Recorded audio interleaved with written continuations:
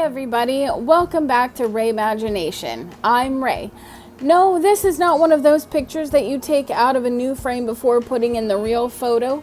This is my dad and I in New York in 1986. It's a good thing that there's a national holiday devoted to fathers because they put up with a lot. Like when the PTA convinced you to be the Santa for the school, but your daughter won't sit on your lap or even talk to you because even though she still knows it's you, it still weirds her out. And freezing your nubs off sitting on the bleachers watching your son play football. The video camera was 100% my mom's idea, I guarantee you. Being the father of an artist, though, can result in some pretty interesting gifts, and often you're the guinea pig for whatever new thing the kid is into. My brother and I are both artists, so you can imagine. I think I have a pretty good idea for a Father's Day card this year. Let's see what you think. This is a private commission I did a few months ago for a couple's marriage anniversary. When my dad saw it, the "all shucks" country boy came out of him, and he said, "I think I could want me one of them." Both my parents are the type who, when you ask them what they want, they say, "Oh, just spending time with you is enough," which is great, but it makes shopping difficult. So when I get a reaction like that, I gotta hang on to it. To be honest, drawing a dragon is so fun, but it's relatively new to me. For humans, I have a go-to system for constructing the basic shapes, then building from there.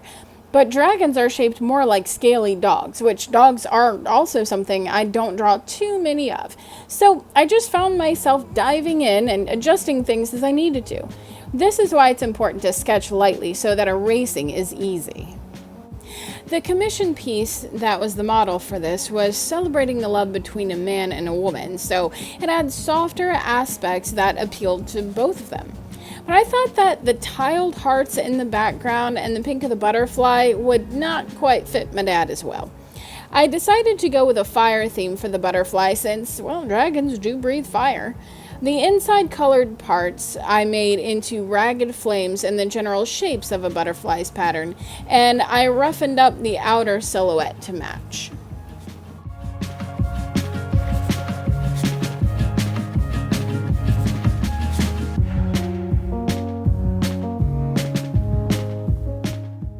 On the dragon, I drew concentrated areas of fine scales to accentuate the contours of the face, but I left some areas smooth for textural contrast. I love to include a diversity of different types of scales and different shapes of scales and sizes on the dragon and imagine what different functions they might perform. But that just might be me watching too much of the Snake Discovery Channel.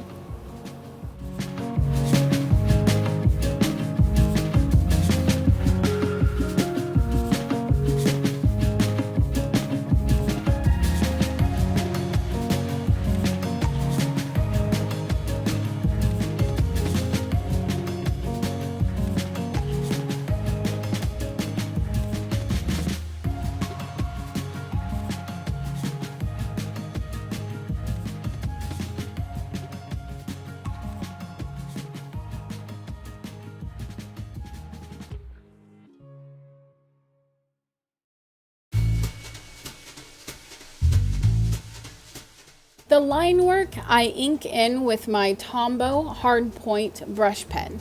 I know a lot of people who use fine liners of different sizes, but I love using this brush pen because I can get all kind of line thicknesses with just one pen. It also most resembles the varying thicknesses that older comics have from fountain pens, such as Calvin and Hobbes, which was my entire inspiration for becoming an artist in the first place.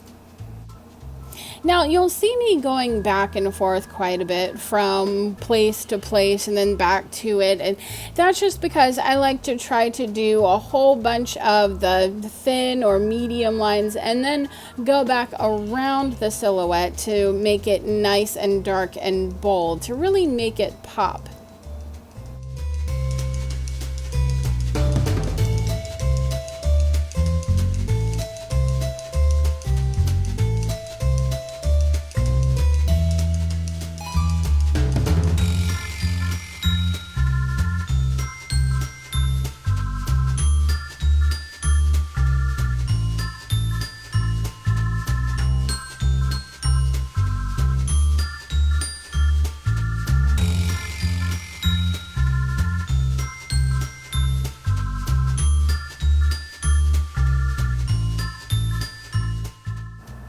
Now, this is really thick black that I'm putting in here, where later there will end up being white dots in that.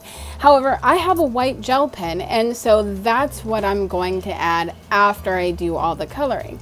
This makes it a lot easier right now to do all the ink work.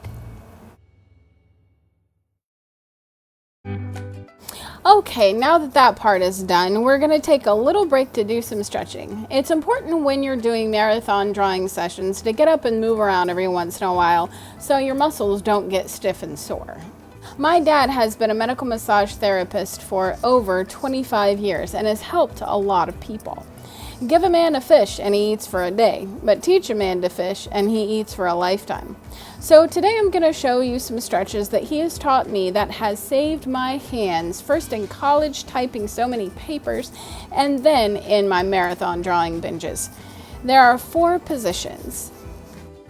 The first position starts by crossing your wrists and putting your hands back to back like this.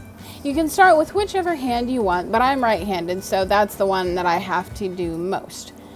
Take your right thumb in the left hand and pull it back and over toward the opposite side of your wrist. Relax your right hand so that you can feel the stretch all through your thumb. Hold it there for a 10 count. Now, I know this looks painful and you can see like it looks like my wrist is in an awkward angle, but actually it feels really good. You see where my thumb is turning white right there at the ball? That's actually where you can feel the stretch the most. Once you reach 10, you can go ahead and release the pressure on the thumb, and position 2 is where you're going to take your thumb and twist it around to the front, loosen your grip on your thumb so you don't twist it off, and then pull it down and over just like the mirror image of position 1. 1, 2, 3. So go ahead and release that. And position 3 is where you take all of your fingers and just pull them straight back like you're going to touch the back of your wrist with them. You'll feel this mainly actually in your wrist and the underside of your wrist, but also in your fingers as well. And you can probably guess position 4 is just taking your fingers and pulling them straight down like you're going to touch the underside of your wrist. Now, of course, do this for a 10 count, just like all the rest, and then release. Now, I did my left hand off camera, and you can finish it up by just shaking the devil out of your hands because that really feels good. But I always feel like I have brand new hands whenever I do this, which is great because guess what? It's time for color.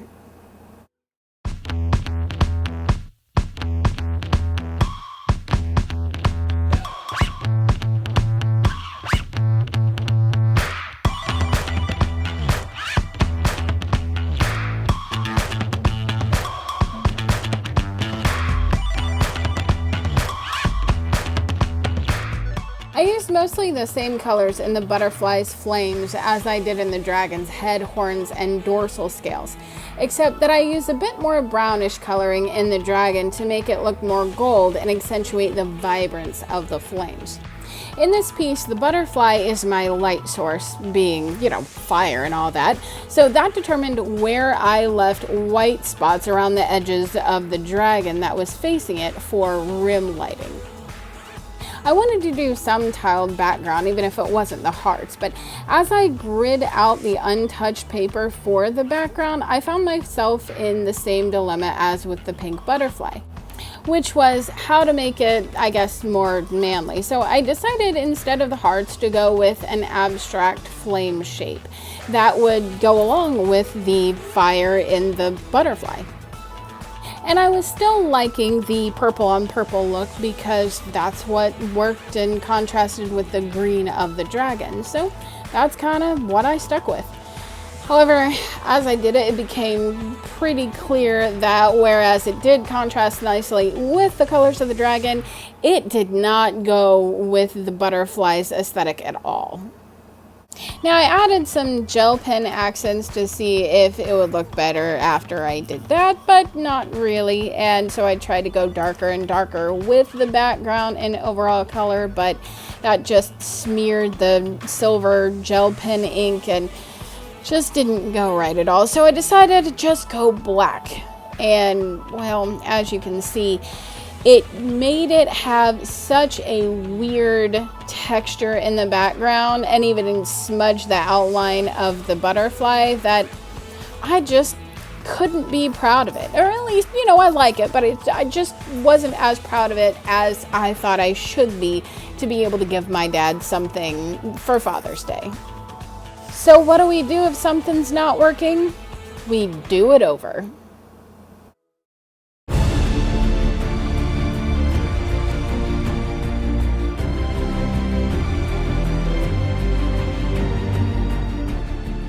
Here it is, my final piece. There are many things that I liked about the original, like most of the dragon, but I gave the butterfly a nice clean outer shape to match the clean shapes of the dragon. And since I knew from the beginning this time that the background would be black, I decided to make a glow around the butterfly to separate the black of its wings from the background, later adding the gold and white dots in retrospect looking like stars. This all came together for something that I hadn't originally planned, but I'm immensely proud of. And after all, what I'm most proud of is this face right here. Thank you so much for watching, and if you enjoyed yourself, don't forget to like, comment, subscribe, and hit that bell to be notified of all my future videos.